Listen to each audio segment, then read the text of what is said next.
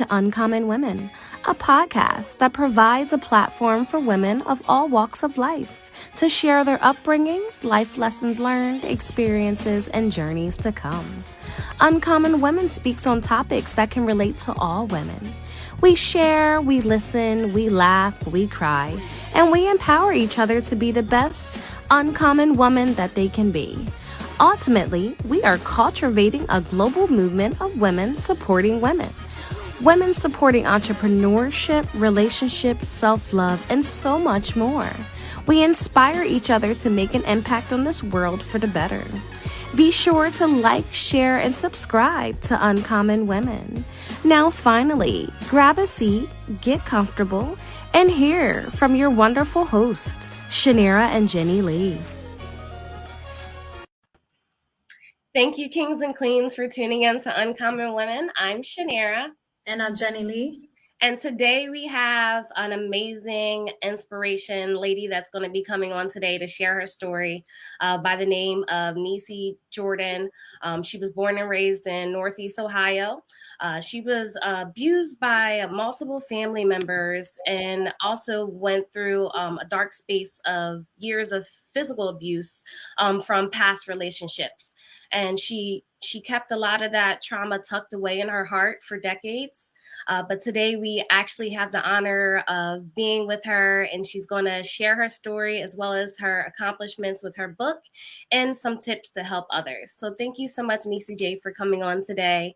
It's such a pleasure to have you on our platform. Thank you for having me. No problem. So before we get into the good stuff today, can you tell us a little bit about yourself and what you like to do? Absolutely. As you mentioned, I am from Northeast Ohio, the cold area. And I have been here in North Carolina it'll be 8 years actually on the 1st of March. I'm a mother of 2 grown children. I have 2 grandchildren. I'm a wife. Now I am an author, something that I never thought I would be, but I'm now an author of Behind Closed Doors. I'm someone who's trying to help others who have gone through the experience that I have of being molested. Maybe I have not been raped, but people who have been molested or physically or mentally abused. So I'm here now, besides writing that book, just trying to help others to, understand it's okay to speak up. So that is what I am trying to do today, just to help others overcome, their hurt and pain that they're going through. Absolutely. And it's wonderful that you have the courage to be able to speak up and share what you've been through, because a lot of people may have experienced it and not necessarily sure how to start. Sharing what they went through and helping others. So I condone you for that. So let's get into your testimony. I see that, through your book, you said that it happened from multiple family members. Can you take us a little bit down memory lane of how everything played out? Absolutely. So it all pretty much happened when I was around 6 or 7. I want to say 7 because that's what I can remember, and it could have started sooner. But at the age of 7, I was molested by my grandfather and then my uncle. My grandfather, God rest his soul, but he is deceased. He molested me for several years, I believe up until the age of 11.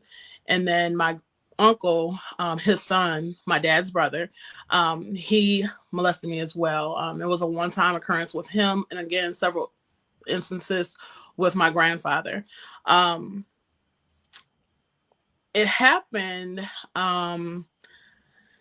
It's somewhat sometimes tough to talk about because it does take me back, and I remember, the things that actually happened.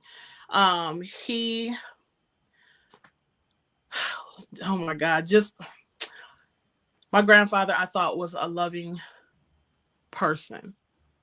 And don't get me wrong, I always thought he was a loving person, even after this happened. Mm-hmm. But he had put me through some things that I never thought that I would experience. It went on for 4 years. I think I was about 11 when it finally stopped. It was always done in my grandmother's home, away from my grandmother, where my grandmother, till this day, God rest her soul as well, she has no idea or never knew. But he just just did things to me that no one should ever have to experience. I thank God I was not actually raped, but just the thought of him even touching me as a child, as we know, things like that happen, not knowing why, but, you know, there's somewhere down the line or prior to this happening, that it had to happen to him, or, there's always a trigger for someone to do something like that. Right. And so, from my understanding and from what I was told from another family member, it happened to him when he was a child. How true that is, I'm not sure. But, regardless, he did things to me that no grown up should ever do to a child. I was touched in ways that I should have never been touched. I was grinded on. I was forced to touch things that I should have never been privy to. You know what I mean? At the age of 7, I should have never known any of that. But he did that to me for, like I said, about 4 years. And my uncle did the same. And it was a horrible experience for me. Wow. Did your parents, speak to you in regards to, being touched by uh, someone older than you, or just inappropriate touches from body parts? And like, what were you going through at 7 years old, and this being your grandfather that you love and adore so much? Like, what thoughts were you actually going through? So, to answer the first question, my parents always talk to me and my sister all the time about, the right thing, the wrong thing, what we, should look out for, what we shouldn't look out for, talk to us if this happens or that happens. But as a child, if you are in a situation like that and you have a person that is forceful with you and they intimidate you to say, to tell you, don't say anything, what do? And my parents, of course, not thinking, and they rightfully so, not thinking this is going on because this is her father-in-law, my dad's father. They can trust them. They can trust my uncle. They can trust everyone in that house. That's the reason why we were never really taken to anyone else to be babysat. You know what I mean? It was either my grandparents or my aunt and uncle. So being at my grandparents' house, my mom and dad's not thinking of that. Thinking, oh, yeah, they're in their mind, they're fine. Right. So if I'm not speaking up and I'm not saying anything, they have no reason to believe that I am being molested. And so for several years, I didn't speak up. I didn't say anything. At the age of 7, I don't know if this is okay. You know what I mean? I don't know if what I'm feeling is a bad feeling. I don't know if, I just don't know. But as I get older and you start to learn more, you start to see more, your teachers even talk to you about, when you're in school about sex. Then you start to realize, hold on, this was going on with me when I was, 7. So then it starts to kick in like, wait a minute, that was wrong. And so when it happened again with someone else, I already knew it, all of this was just not okay. But yeah, I kept it all to myself, for 22 years. Wow. And I think when we're threatened, that's where the fear comes in, because even though they're family members and you're a child and you don't know any better, they're going to say, I'm going to do this, I'm going to do that. And they put that fear in you. Right. And sometimes even as we get older and we want to say something, we don't have the voice. Right. You know, we don't have the voice because it's the trauma behind it. Mhm. So, and then as the aspect with your parents, of course they trusted them because they're family, but it's just sad that this was all going on and they didn't know. Right. Right. And you know, the crazy part is when my uncle said, "Don't say anything." It wasn't. That was really all he said, and I think it was the tone in his voice. You Mm, know, you better not say anything. You know, Mm. just that tone, and at my age, it's no. like, okay, wait, am I gonna get in trouble? Right.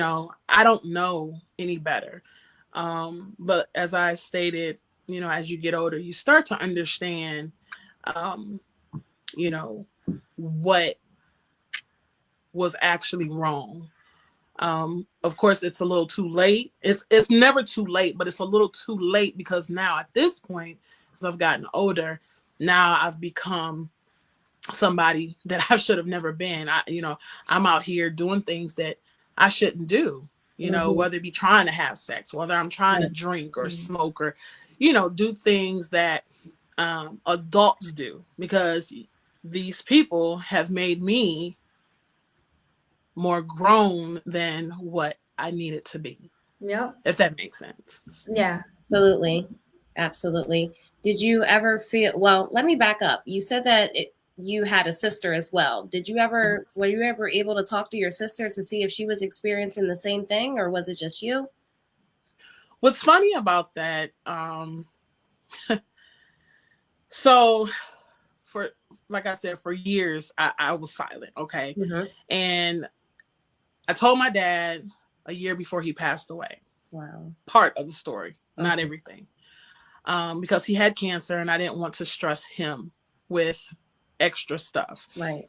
Um, but when I finally told him what I told him, I did talk to a cousin of mine who also is his grandson and, nephew.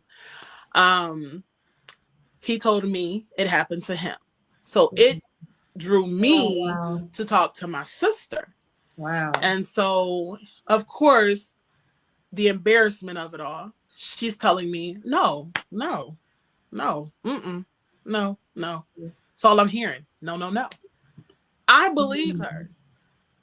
After I wrote the book, she finally came clean Wow. and said, yes, this happened to me as well. I kind of figured after I hearing from my cousin and finding out other cousins had the same mishap. But again, it's an embarrassment. I felt the embarrassment. So I could understand where my sister was coming from, not wanting to say anything. Yeah. But the fact that that it did happen to her, you know, it bothers me because me and her was in the same home together. Mm-hmm. Mm-hmm. I don't know what she was going through her mind in her room. I don't know what she don't know what's going through my mind in my room while we're laying in bed, thinking about what may have happened to us. Right. You know what I mean? And so we're not able to talk to each other because she don't know my truth. I don't know hers until now. Um, so people don't understand that it's tough to talk about stuff like that. It's very embarrassing. It's hurtful, you know. Um, but yeah, yeah.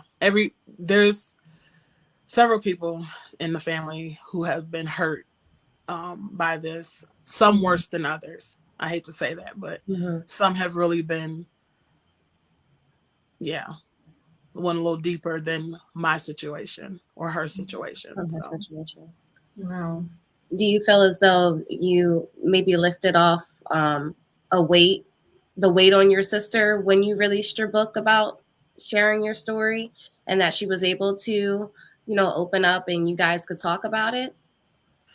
yeah, I believe it helped her. I really do because there's a lot of people who have purchased my book, some that I know, some people that I don't know, who actually said to me, thank you, because now I'm able to open my mouth and I'm able to voice what has happened to me, Mm-hmm. And so when she told me, well, she told her husband first, Mm-hmm.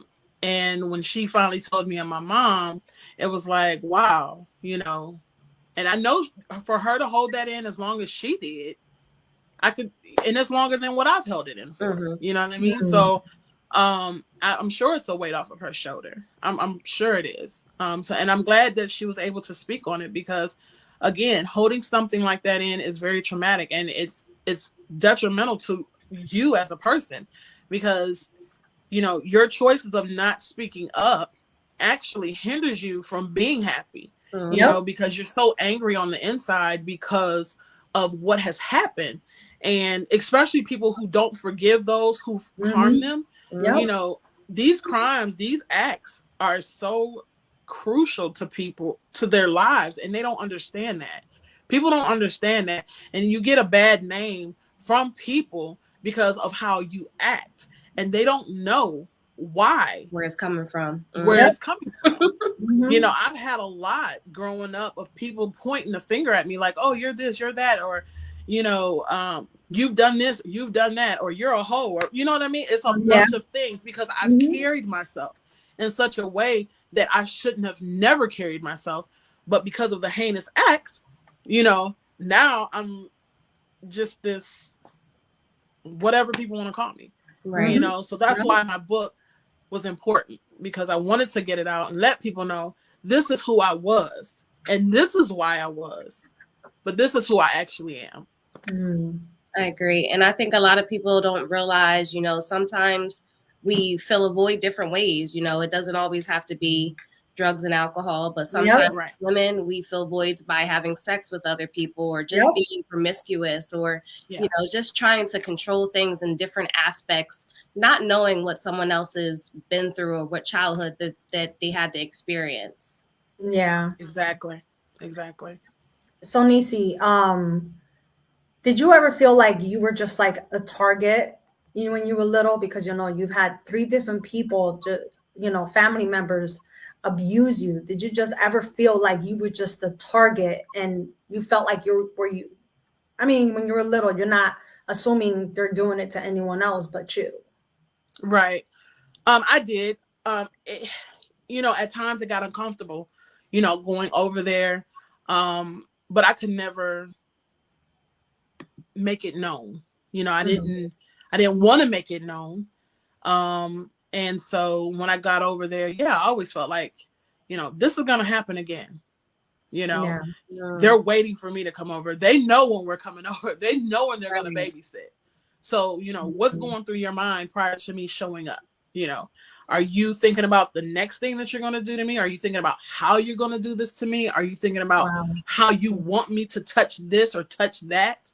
You know, these things are just, yeah, man, It was it was like you were kind of like preparing yourself, like at that moment. Okay, well, this is gonna happen. I There we have go to. again. Here we go again, and yeah, you're preparing yourself before they can even tell you to do anything. That right, that's a shame. right. But you know, um, it it happened, and Mhm. I just I hate that it happened. I really Yeah. hate that it happened. Um, but for me, I think today, um, it's made me who I am, Yes. and I'm not ashamed of who I am, And that's what should and be I'm not ashamed of what important. happened. Mhm. I hate that it happened, Yeah. you know, but everything happens for a reason. Yes. Everything. And if Mhm. you can survive, you know, certain things in your life, you know, they say this, what don't kill you makes you stronger. Yep. Mhm. And so I just thank God that this didn't, because there was multiple times where I've tried to commit suicide, Wow. based off of what I went through as a child, as well as the abuse with my second husband. So, Mm-hmm. um, Mhm. it's a lot. It's a lot. And, you know, there's just so many people out here who are going through the same thing. And I Mm-hmm. really hate that, knowing that what I went through and there's others out there that's going through way worse. Mhm. I hate it. Yeah. So let's fast forward. I know your grandfather passed away. What was your relationship like as you got older with your family members? Did you have resentment towards them? Were you able to just, talk to them like, why did you do this? Or did you distance yourself at a certain age? It's funny because most people would say, how could you still talk to him or him after what they did? Right. But that's part of being mature, and that's part of being brought up in a home of a home where you believe in God. Yes. And God always has God always taught, it's the in the word of God says, we have to learn to forgive those who harm us. And our battle is not ours.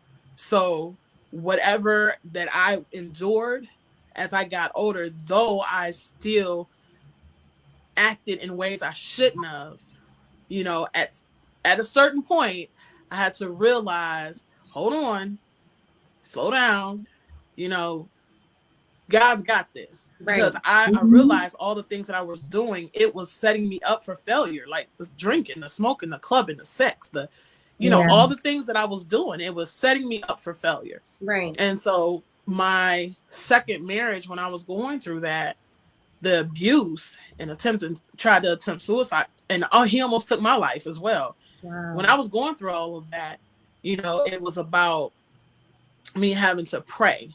I had to pray on what to do. And God said I needed to forgive those who harmed me. And I know that's cliche, but everybody will say, "Oh, well, but you're right." But I had to forgive them. And so when I would go over there during holidays or whenever, I would still speak to them as if they did absolutely nothing. Mm-hmm. Now, would I be comfortable sitting there all the time? I always get this funny feeling in my belly, like, I'm I'm uncomfortable, but I can share space with you. I have to. I just had to be careful in some situations, but Right.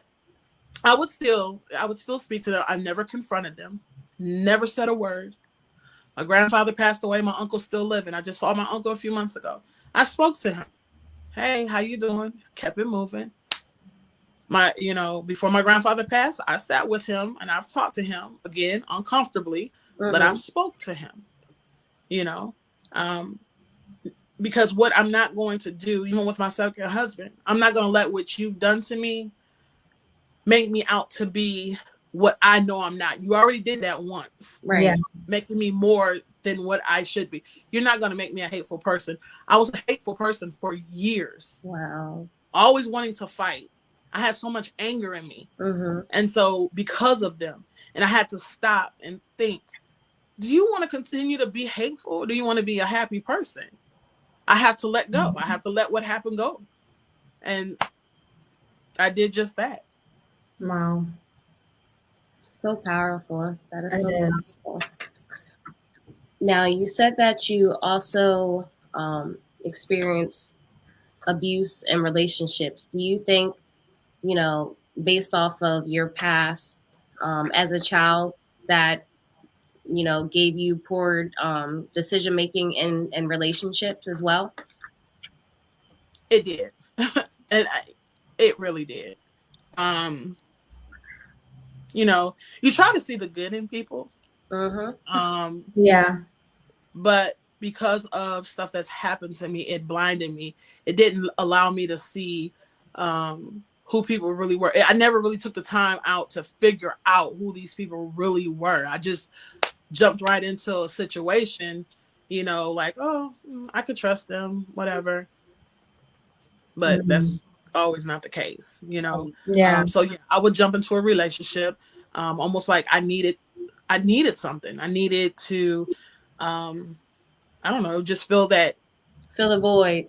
Yeah, exactly. And I chose the wrong person. There's several people, relationships that I've been in where they weren't healthy relationships. That was the only one that was abusive, but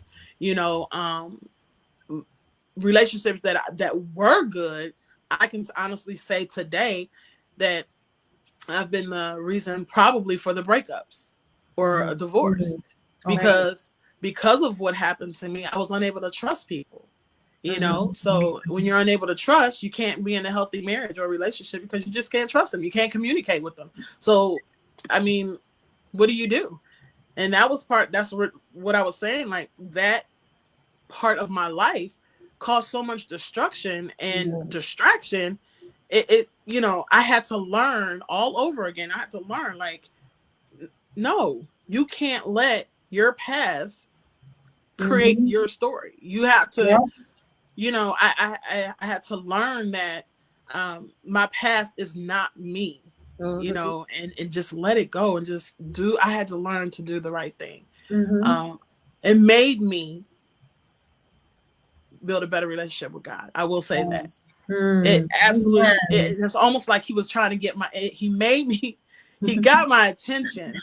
And it's like so much was going on, and it was like he was trying to get my attention. Like, you're going to learn how to obey me. You're going to learn how to, listen to what I'm trying to tell you. You're going to learn to have faith. And so there was a day where I literally had to have faith. And I sat down one day, sat on my floor, I'll never forget, threw my hands up and just started calling his name, and I started crying. From that point on, things started to shift. And so here we are today, nowhere near perfect, but he's working on me. I'll tell you that. I love how God works, because it's when we're in the midst of something, he's like, you over there, and I'm trying to get you over here. I just need you to stay focused. Like, you ain't doing what you're supposed to be doing, or what I'm trying to show you. And we be so blinded because we're stuck in the emotions of what's going on, instead of, staying still and listening and taking that time to just obey him. Yes. Things could be easier if we just obey him.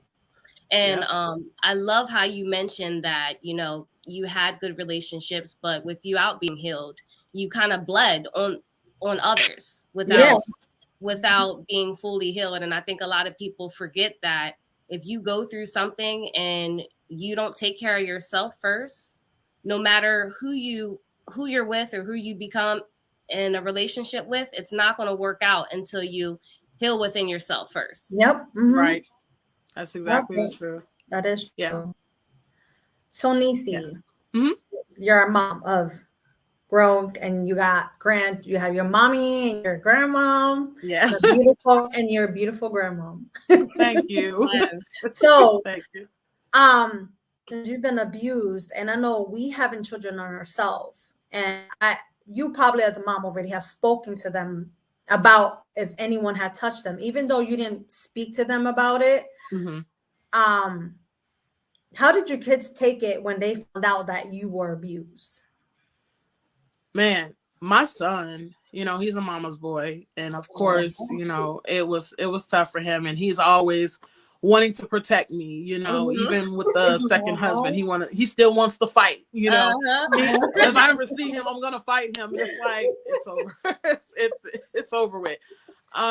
But of course they were hurt, and but as I told them, it's over with. What's done is done. And of course I had the conversations with them. My grandkids, I do the same with, my granddaughter's 1, my grandson is 5, and I have that conversation with them all the time. Well, especially with the 5-year-old. But that is something that I will continue to instill, instill in them, because I don't want them to go through what I went through. Yes.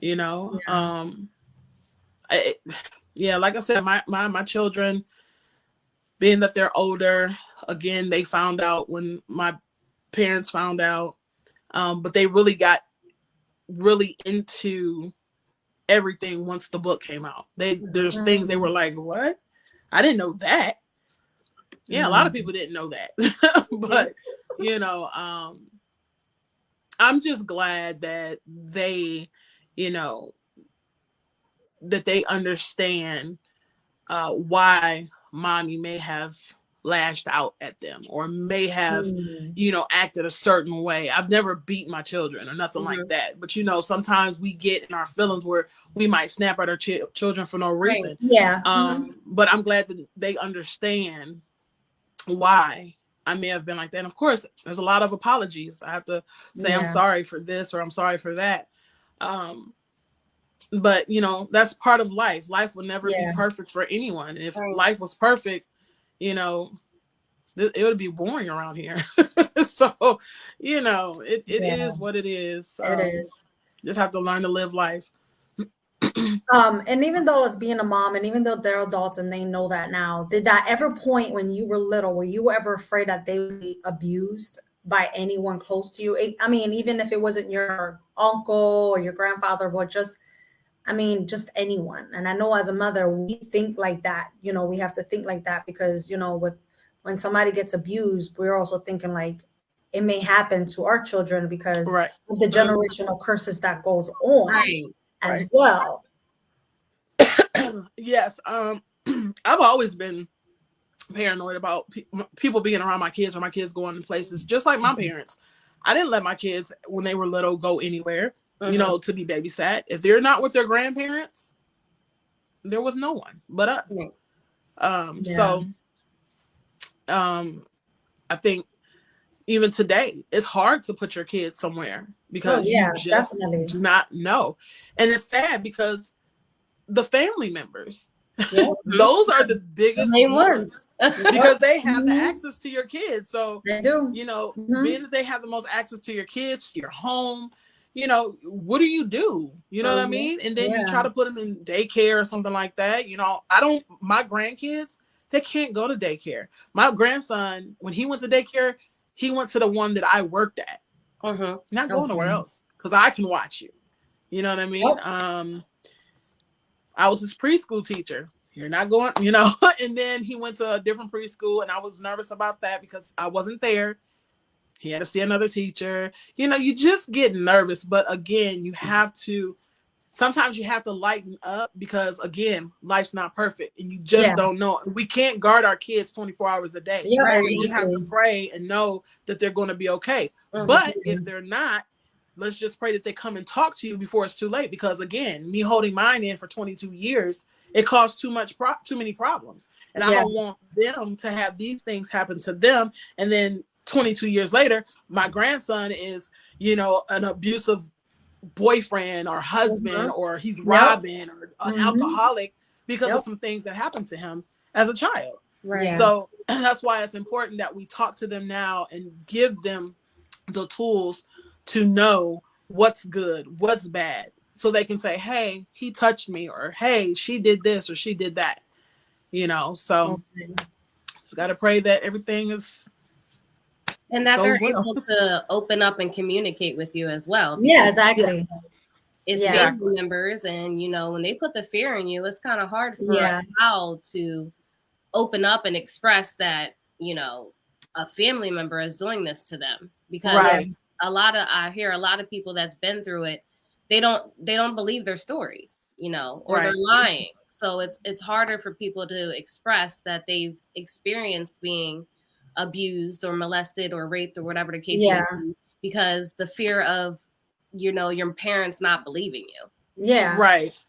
And I knew my parents would believe me. When I said something. When I told my father about my uncle, he was actually on his way to go visit him in prison. The day that I told him, he was serving 15 years for raping his girlfriend's daughter. And so the day that I told my dad about his brother doing it to me, he was upset. He went to go visit. I don't know what was said to him. I don't know what conversation they had. I just knew that I needed to tell him what he did. Did I want to talk about it again after that? Absolutely not. Whatever happens from that point, I just knew I needed to get it off my chest. Right. With my grandfather, I never told him because I wanted him to get better with his cancer. I wanted him to not have to really deal, because that would have been harder for him. You know what I mean? Because that was his father. So I didn't want to tell him until he was better. Unfortunately, he never made it. So I never got to tell him. So, okay. Wow. So I want to go back to what Shanera was talking about. from what I heard stories as well, where, family members or family know what's going on, but they just throw it under the rug so no one knows. They know what's going on, but they'll allow it to continue to go on. And that is the most sickening part and the most saddest thing, because that's, like you said, your family didn't know, no one knew, but there's families that do know and be like, you better not say nothing, and allow it to continue to happen. And it's just hard. I can imagine when somebody that knows that their family knows about it, it's traumatic as well. Like, I just don't understand how anyone can even let someone, a family member touch a child like that. It's just again, I mean, you just never know what their childhood was like. You just don't know what adversities they were going through. You know what I mean? I mean, and it's sad because it's a domino effect, you know, and that's why I think why it was so easy for me to, I won't say so easy, but it was easy for me to say, okay, I forgive him, or, because it happened to him. So it's really not his fault. You know, it's his fault, but it's not his fault. He because you are an adult and you understand you're an adult and you understand what's right from wrong. But at the same time, had this not happened to you, you wouldn't have touched me. Right. Right. And we don't know what he was going through mentally as well, Right. But I thank you for trying to break the chain and, opening up the doors to be able to express your story so that you can hear from, several people in your family that experienced it and that you're able to help others. Did you have any, did you experience any positive outlets while going through this as you got older, or, besides getting closer with God? Besides having my kids, I think that was probably the best thing that happened, because I have something to really, hold on to and love on and teach them, right from wrong, and just being able to protect them, because the people that hurt me were supposed to protect me. So my positive outlet was being able to protect them. And so, and be genuine about it, I did go to beauty school, and I mean, besides writing this book, after my kids, writing this book was the best outlet, I believe, of it all. I hate to read, I hate to write, but when I started writing, it was like, okay, this feels good to really get this off of my chest. It really feels good to release all of this negative energy. And I did it in such a way that would keep me from going back and hating them. You know what I mean? Like, I had to pray about it, before I started writing. And that's the reason why I wrote my journal. My journal is the same thing for people who can't or won't verbalize, what has happened to them. Because a lot of times what we can't do is talk. We can't express ourselves because we're scared. As women, and I know there's some men, but majority of us women, we love to write down our feelings. And so when you put it on paper, you're gonna let out everything. Things that you would be like, what? I forgot about that. Right. So you just start writing all this stuff. And that's that journal, even though my book is my everything, that journal to me is everything, because it's not for me. It's for others who are trying to get out of that rabbit hole, that's trying to express themselves and they can't. So if you have this journal, which is not ordinary, it has scriptures and affirmations and stuff like that, questions, and a promissory note. On the promissory note, let me just, here you go. The promissory note helps it actually allows you to promise yourself that, after you're done with your journaling, that you'll promise to give it to someone that you trust wholeheartedly. And, you know, if you can give it to someone that you trust wholeheartedly, they're going to read it. And they're going to be like, oh, wow. They're going to talk to you. Now you're going to start talking. Bam. There you go. Wow. That's your start of healing right there. Just being able to talk about it with someone. So, yeah, those two things right there is the best thing for me. So, wow. That's awesome. I'm hoping my phone don't cut off for you guys. I'm looking at it like, oh my God. What percentage are you on? I don't know. It looks like it's really low. Probably like All right. really All right. low. Let's move through some questions. So if you could assist or help someone that was in your shoes, what would you like to share? First and foremost, see here, 10%. First and foremost, I would say open up. Today is not the day to be scared of anything. So much is going on in the world today that we cannot continue to be scared. If we can open our mouths about, sorry to whoever, I'm not trying to offend anyone, but if we could be, you know, open about white people doing things to us and open our mouths about that, then you can open your mouth about someone, you know, violating your space, you know, and touching you. And so I would encourage those who are unable to talk to just pray about it. Tell somebody, just speak up, you know. I have a children's book that's for the children, the same thing, that, you know, we want to teach our children the same thing, you know, to talk. So my children's book that's coming out is to teach those children about good touch and bad touch. So we just want to, with the children, starting with our children, let's start opening up. Let's start expressing, you know, what our feelings are, because one thing I do know firsthand, you will not be happy in your life until you release all of those demons that you have bottled inside. You know, so if you want to be a happy person, start talking. Right. And where can we find your books at? You can catch it on Amazon.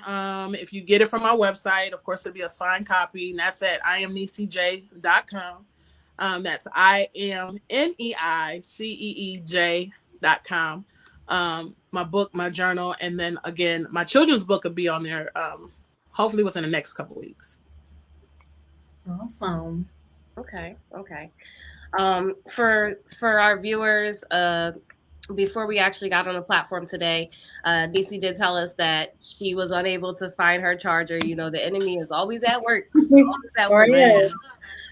We are just moving a little bit faster in regards to today's platform, but I believe that, you know, she did speak on a lot of things that I wanted to cover today that was important. I do want to just go through the comments to see if there was any questions we had from our viewers. We did have some comments. We have someone, CL Key. Thank you, Neicee J, for sharing your story. And we have some other people saying that they're proud of you. Thank you. What else we have? We have one from Queen News. It says, I love how you can just speak so freely and transparent. I appreciate you so much for sharing your story. I can relate so much with everything you spoke of and how you felt and feel. God is so good. I have one question for you myself. How do you speak so freely when so many life experiences have tried to silence your voice? Again, God has put me in a position, and God will always be the one to put you in a position to, you know, to move forward. You know what I mean? If you allow yourself to sit and stay stagnant, that's the devil. You have to listen to God. I mean, that some people don't believe in God, but for me, God told me what I needed to do, and I did just that. And so, you know, you have to have a forgiving heart. Yes. You do have to have a forgiving heart. And if you don't have that, you're going to be an angry person for the rest of your life, because people are going to piss you off all the time. People are going to do stuff to you all the time, and you have to learn to forgive. I've been pissed off multiple times. And so I have to learn to let it go. Yeah. And you bring more peace within yourself too. Yep, You exactly. you pick and choose what's worth your time, what's worth your energy, and what's worth your peace. Yeah. Yep. So And you I just agree with that. you just get to a point in your life you just won't tolerate certain things.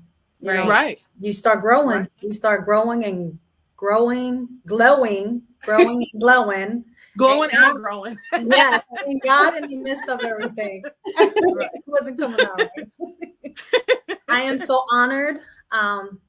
Thank you for sharing your story, and hopefully someone takes from this tonight so that they're able to come out and, you know, able to speak their story and say something, because sometimes too many are so silent. Even like you said, after 22 years, some people never say anything, period, and Right. die along Right. with it, you know. Right. And I appreciate you so much. Right. So And if you know somebody, I mean, there's so many people that's angry and, you know, have an attitude with you, or, you know, they're just miserable. Just know somewhere in their story has happened, some negative things have happened. Right. You yeah. know, we can't judge Mhm. everybody Yeah. off of, you Based off know, what you how see they're now. behaving. Mhm. Right. Just know Yep. something has gone on with them. And we have to be, you know, we have to be mindful of that. We have to Yeah, be we patient do. with people, Yeah, you we know. do. We're not perfect, but we do have to be mindful of our fellow loved ones, and even those you don't know. Right. Just take the time out to ask questions, you know, to understand. Um, you know, bottom line is people have to be willing to open up. So, you know, if they're willing to open up, be willing to listen. Yeah. Yes. Right. Well, Neicee, we have a question we ask all our guest speakers. Mhm. What makes you uncommon? What makes me uncommon? Ooh, I don't know. What makes me uncommon? Um, just the fact, I don't know if that's uncommon, but just the fight that I have. Um, the fight that some people may not have thought I had in me, but you know, I surprise myself sometimes. Yes. You know, so um I realized that I've become something that I never thought that I would ever be. Besides an author, just being a fighter, not a physical fighter, but you know, I'm a A fighter faith and I'm a fighter. survivor. There we go. Faith fighter. I mean, that's what I feel make me uncommon, but I'm sure there's a bunch of other things if I sit back and ponder on it. But that I know I am a fighter now, and I'm very happy that I found that. I found that in me. Thank you so much again. And before we close, everyone, I will be mentioning our clothing. Check out our apparel at www.uncommonwomen.net. Definitely check them out. We got some nice hoodies there. You know, it's still cold out, people. You know, the hoodies and the Gashanera shirt. And also, as of right now for 2022, we are starting to do awarenesses. And on IG. So I am looking for awarenesses for the month of May, June, and July. So if you know someone or you yourself want to come on, and if you have any awarenesses to come speak on those months, you can contact me at uncommon3women@gmail.com. And as well as next Tuesday, make sure you tune in on Tuesday, the 15th. The awareness for the month of March will be bleeding disorders. And I have a fantastic lady that's going to be speaking on bleeding disorders. 7 p.m. Central, again on IG. And also, make sure you check out our YouTube channel, like and subscribe. And, you know, and if you know anyone or anyone that wants to come on our platform, you can also contact us through our other email at uncommonwomenpodcast@gmail.com. And then again, if you know anyone that's being abused or you being abused yourself, please be a voice. Please speak up, because it's very important, because as it causes a lot of pain. And as me myself and as Neicee has been through something like this, call your local authorities, talk to one in school, talk to someone close to you that will understand, or somebody that you really trust. And on the screen here we have the sexual abuse hotline. You can also call that. And thank you again for this evening, and stay uncommon. Bye.